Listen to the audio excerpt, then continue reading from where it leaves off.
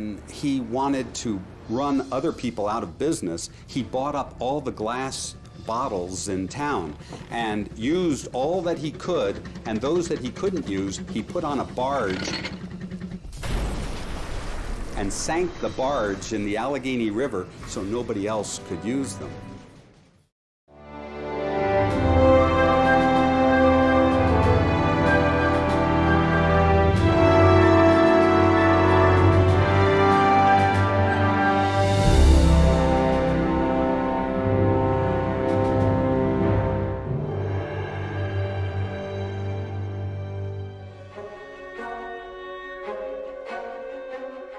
This is Lee Habib, and this is Our American Stories, and we tell stories about everything here on this show, from the arts to sports, and from business to history, and everything in between, including your stories. Send them to ouramericanstories.com. They're some of our favorites. Heinz food products have been a part of American culture for more than a century. Though Heinz Ketchup is one of the most recognized corporate symbols in the world, few people know anything at all about its creator, HJ Heinz.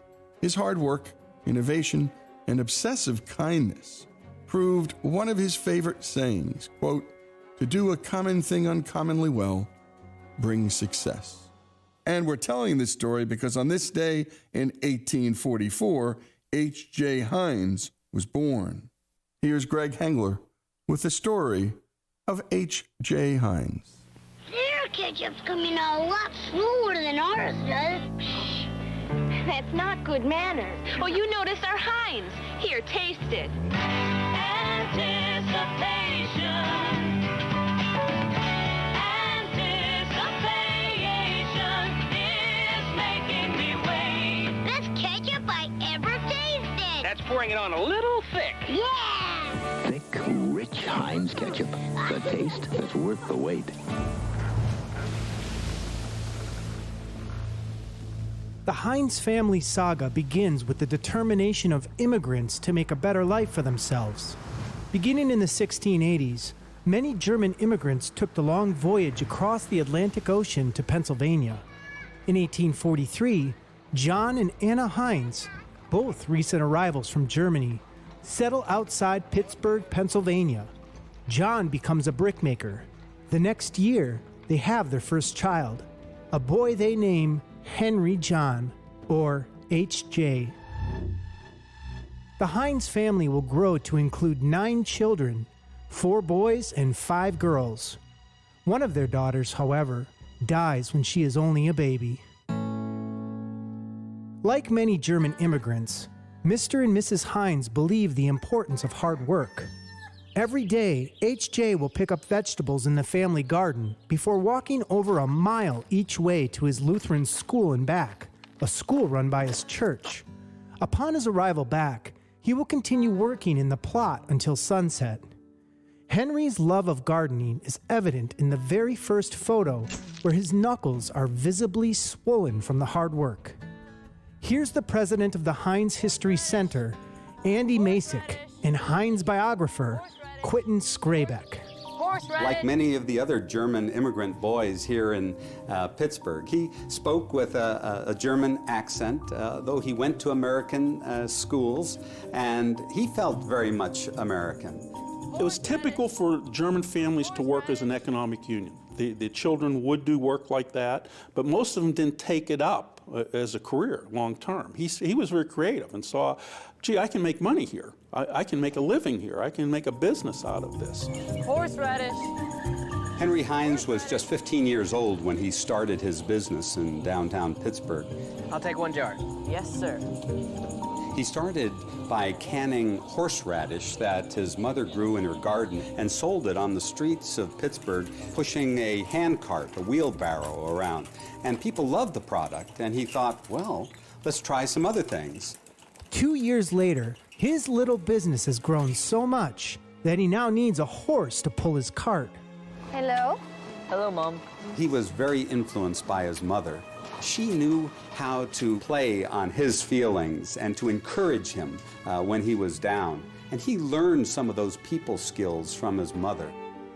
Anna Heinz is a disciplined and devout Christian mother. training and instructing her children with Bible lessons, stressing the importance of serving others and counting them as more significant than themselves. His mother was very religious. She converted to Lutheranism, and she sent young Henry to the Lutheran seminary nearby, thinking that maybe one day he would be a minister. She thinks this until she sees his love of the family garden. Here's former advertising executive at Heinz, Edwin Luhu. She made the children work from sunrise to sunset in this garden. And HJ was the only one who favored it. In fact, he stayed out there long after the hours were over. HJ's talent and passion are plain to see.